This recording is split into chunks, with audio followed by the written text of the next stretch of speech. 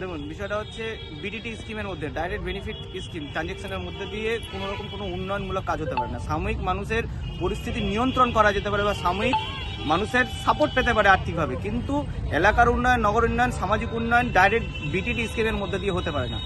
এই রাজ্য সরকারের যে বাজেট পেশ হয়েছে, সেই বাজেটে পরিষ্কারভাবে মানুষকে ভাতা দিয়ে তাদের মানসিক অবস্থাকে কিনে নেওয়া এবং তাদেরকে পঙ্গু করে দেওয়া। রাজ্যে কর্মসংস্থান নেই, কাজের জায়গা নেই।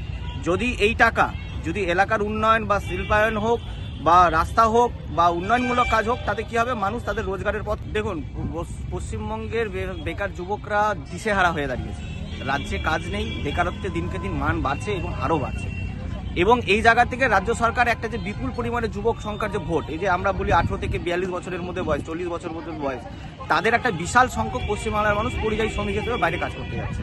তো তাদের মগজ ধোলাই করা এবং তাদের ভোটটাকে ভোট কৌশল হিসেবে ব্যবহার করার জন্য একমাত্র এই স্কিম লাগু করা হচ্ছে।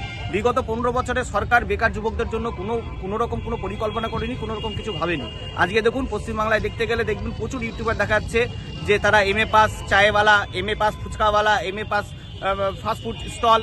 তো বেকার যুবকরা তাদের পথ খোঁজার চেষ্টা করছে, কিন্তু এর রাজ্য সরকার পথ খুঁজতে পারছে না। এবং এই রাজ্য সরকার প্রথমত শিল্পায়নের জন্য প্রথমেই তীব্র বিরোধিতা করে এই রাজ্যের শিল্পায়নকে দিশেহারা করে দিয়েছে। এই রাজ্যে কোনো শিল্প আসতে চাইছে না, অতএব পশ্চিমবঙ্গের ভবিষ্যৎ অন্ধকার হয়ে গেছে। সেই দিক থেকে মানুষের মানসিকতাকে ফেরানোর জন্য এবং মানুষের মগজ ধোলাই করার জন্য শুধু এই বিটিটি স্কিমের মধ্যে দিয়ে যুবকদের শুধু ভাওতাবাজি দেওয়ার চেষ্টা করছে।